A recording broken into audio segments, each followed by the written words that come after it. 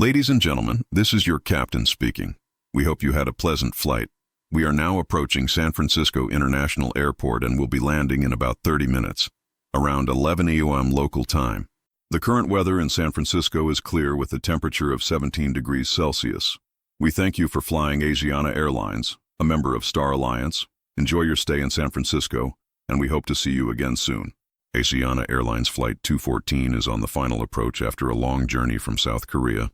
On board, 307 people are anticipating a smooth landing at one of the busiest airports in the United States.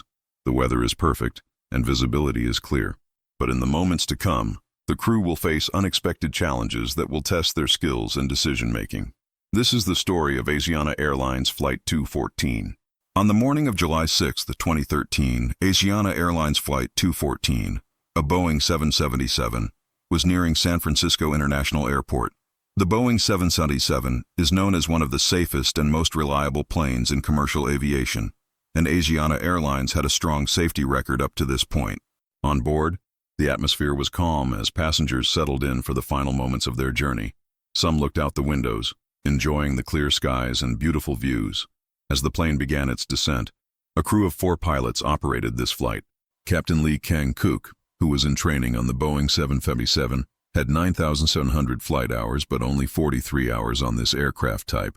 He was the pilot flying for this flight, with First Officer Lee Jong-min as his instructor and pilot monitoring. He had over 12,000 flight hours and was responsible for overseeing the approach and landing. A relief captain and relief first officer were also part of the crew. They took control during the cruise phase.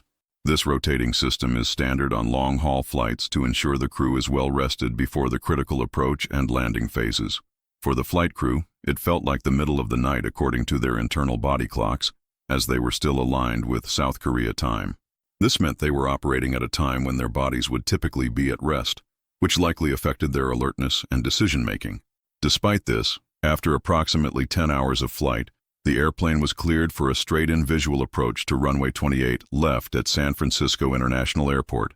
The weather conditions were favorable for a visual approach, winds were light, and visibility was 10 miles. Runway 28, left at San Francisco International Airport, measures 11,381 feet long and 200 feet wide. With its long stretch, it is well suited for handling large aircraft like the Boeing 777. The airport is equipped with an instrument landing system, a precision radio navigation system that provides short-range guidance to aircraft during their approach to a runway, especially in poor weather or low visibility. The ILS works via 2 types of radio signals, the localizer and the glide slope. The localizer helps the pilots or the autopilot keep the aircraft aligned with the runway center line. It indicates whether the plane is too far to the left or right and helps guide it back onto the correct path. The glide slope helps the pilots control the aircraft's descent angle, making sure it follows the correct slope down to the runway. It indicates whether the plane is too high or too low on the approach. On this particular day, though, the glide slope for runway 28 left was out of service, adding complexity to the approach. Without automated guidance for their descent angle, the crew had to manually control the airplane's descent to stay on the correct glide path. While the glide slope was unavailable, the localizer remained operational, providing lateral guidance for the approach. The paid partner of today's video is BetterHelp, the world's largest online therapy service. Founded in 2013, BetterHelp is on a mission to make starting therapy easier. BetterHelp is a platform where therapists and their clients can communicate effectively and get the most out of therapy. With a large network of credentialed therapists, BetterHelp makes it easy to find someone who understands your unique needs. We can help you with a wide range of personal challenges. You get the same quality as in-office therapy with the convenience of communicating how and when you want by phone, video, or messaging. With a 4.5-star rating on Trustpilot, you can feel confident in the quality of care you will receive. If you ever feel that your therapist isn't the right fit, switching to another one is easy and at no extra cost. Your mental health is just as important as your physical well-being, and BetterHelp makes it accessible and affordable. Ready to take that next step toward better mental well-being? Visit BetterHelp.com, Aircraft Investigation, or select Aircraft Investigation at sign up to get a special discount on your first month of therapy. Now let's go back to the video. Captain Lee Kang-kook, who was the pilot flying, had limited experience with the Boeing 777 and had never manually landed this type of aircraft without the assistance of the ILS. This was his first time attempting a visual approach at San Francisco International Airport. Although he felt uncertain and uneasy about the situation, he remained silent about his concerns. Cultural dynamics, where deference to authority is common, likely influenced this decision. In the hierarchical environment of the cockpit, he might have hesitated to express doubt in front of the more experienced instructor pilot. At 11:12 local time, 15 minutes before landing, the relief first officer returned to the cockpit and took his seat in the jump seat behind the captain and first officer. By this point, the crew had already completed the descent checklist. As the flight continued toward its destination, the crew was cleared to descend to lower altitudes and guided to intercept a straight-in approach to runway 28 left. 9 minutes later, approach control asked the flight crew if they had the airport in sight. First Officer Lee confirmed they did, and the air traffic controller cleared them for a visual approach. The airplane was descending through 6,300 feet at an airspeed of about 211 knots, with the flaps and landing gear still up. The autopilot flight director system was in flight level change speed mode, which adjusts the airplane's pitch to maintain a selected airspeed during descent, raising the nose to slow down and lowering the nose to increase speed. The auto throttle was in hold mode, meaning the system was no longer adjusting engine thrust to control speed, leaving the engines at their current setting unless manually adjusted by the pilots. At 11:23, the airplane captured the localizer as it descended through 4,800 feet. The pilot flying, Captain Lee, commanded flaps 1 to be set, and the pilot monitoring confirmed, speed check, flaps 1 set. About 14 miles from the runway, descending through 4,800 feet, air traffic control instructed them to reduce their airspeed to 180 knots and maintain that speed until 5 miles out. The pilot flying adjusted the airspeed accordingly and called for flaps 5. Speed check, flaps 5 set. While their actions were appropriate, leaving the autopilot in flight level change speed mode made managing the descent more challenging. The autopilot adjusted the airplane's pitch to maintain the selected airspeed, which meant that when the pilot flying reduced it, the autopilot raised the nose to slow the aircraft. To manage the descent more effectively, the flight crew could have deployed the speed brakes but chose not to. This decision caused the airplane to drift above the glide path, and at this point, things started to go wrong. The pilots didn't immediately notice the aircraft was no longer on the correct 3-degree glide path. In the meantime, the descent rate dropped to 300 feet per minute, far too low to stay on course. With the airplane now about 11.5 nautical miles from the runway and descending through 4,300 feet, the pilot flying switched the autopilot pitch mode from flight level change speed to vertical speed mode, setting the descent rate to minus 1,000 feet per minute. In flight level change speed mode, the autopilot adjusts the descent to maintain the selected airspeed, but in vertical speed mode, the crew manually selects the rate of descent. While this gave the pilots more control over the descent rate, it also required closer attention to airspeed to avoid issues with speed management. At the same time, the auto throttle automatically switched from hold to SPD mode. In hold mode, the auto throttle doesn't adjust the thrust, but once it transitions to SPD mode, it actively manages the aircraft's airspeed by adjusting engine thrust to match the selected speed. Although the airplane's vertical speed increased toward the target, the descent rate of 1,000 feet per minute wasn't fast enough to maintain or regain the proper glide path, causing the airplane to drift further above it. The relief first officer, observing from the jump seat, reminded the crew that they were supposed to maintain 180 knots until 5 miles from the runway, per the air traffic controller's earlier instruction. The pilot monitoring acknowledged this reminder, but the flight crew still hadn't reduced the airspeed to 180 knots. At this point, the airplane was flying too fast, making it harder for the crew to manage both altitude and speed effectively. At 11:24, approximately 8.5 nautical miles from the runway, the pilot flying called for the landing gear to be extended. Lowering the landing gear increased drag, which helped reduce the airplane's speed. But despite the additional drag, the descent rate was still insufficient to regain the desired glide path. The pilot flying could have also commanded flaps 20 to increase drag further, but he did not. The airplane remained about 900 feet above the desired glide path, and the workload was beginning to grow for the flight crew as they struggled to manage airspeed and altitude. The pilot monitoring noticed the airplane was positioned higher than it should be relative to the glide path. This seems a little high." The pilot flying agreed but didn't take any immediate action. A few seconds later, he asked for clarification. Do you mean it's too high? The first officer gave an unclear response, and determined to fix the situation, the pilot flying took action. How about descend more? The vertical speed was set to -1,500 feet per minute, hoping to bring the airplane back on track. For the next 21 seconds, there was no communication between the flight crew as the airplane descended through 2,600 feet at a descent rate of 1,500 feet per minute. But even with this adjustment, the aircraft was still too high. Then, suddenly, the vertical speed was adjusted back to -1,000 feet per minute. This adjustment was inappropriate because the airplane was still significantly above the desired glide path. The aircraft needed to descend at a rate higher than 1,000 feet per minute to regain the correct descent path. The flight crew's failure to maintain the higher descent rate indicated a lack of situational awareness regarding their vertical position relative to the glide path. At 11:25, the controller instructed the flight crew to contact the San Francisco Air Traffic Control Tower, and the pilot monitoring acknowledged the instructions. Shortly after, the pilot flying confirmed that the missed approach altitude was set to 3,000 feet, which would be used in the event of a go-around. Moments later, the airplane crossed the last waypoint, descending through 2,250 feet. Duet, located about 5.4 nautical miles from the runway, had a minimum crossing altitude of 1,800 feet. However, the airplane was still approximately 450 feet higher than this, signaling that they were still too high for the approach. The pilot flying faced the challenge of reducing speed while also descending.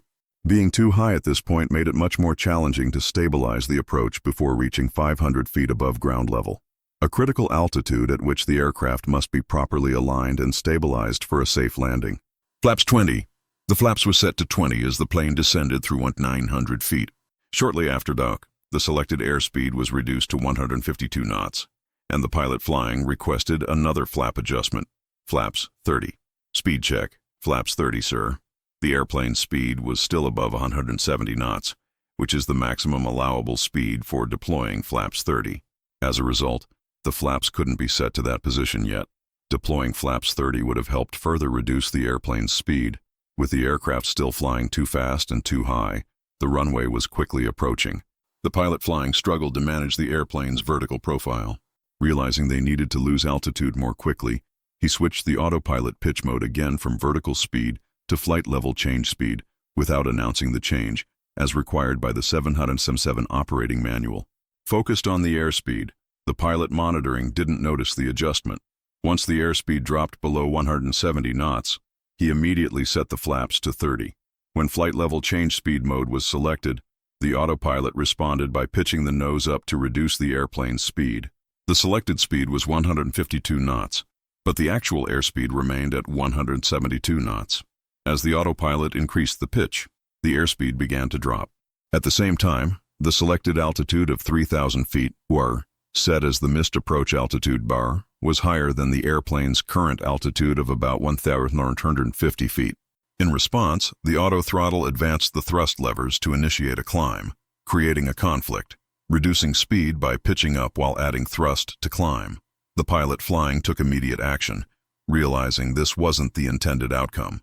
He disconnected the autopilot by double-clicking the wheel switch, which prevented the aural alarm from sounding. Taking manual control, he pulled the thrust levers back to idle and pushed the control column forward to stop the climb. By manually pulling the thrust levers back to idle, he unknowingly switched the auto throttle to hold mode, which meant the auto throttle was no longer adjusting the thrust to maintain the selected airspeed. With the engines now at idle, the airplane's speed began to decrease rapidly.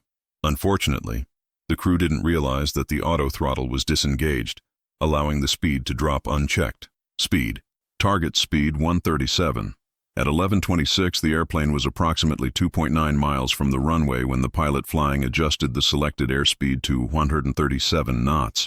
At the time, the airplane's actual airspeed was still around 165 knots, with a descent rate of about 1,000 feet per minute.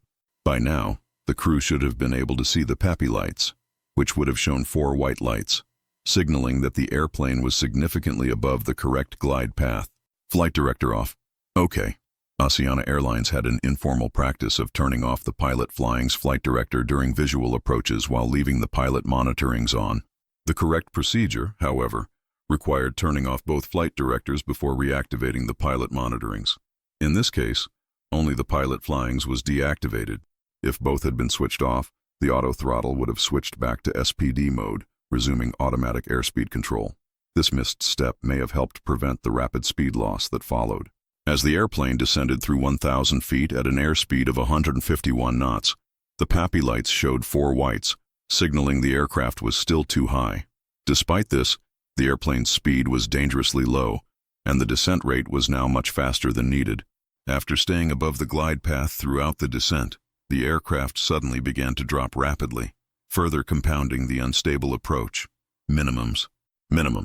The crew's attention appeared divided, and the pilot flying's focus shifted between trying to maintain the glide path and controlling the airspeed.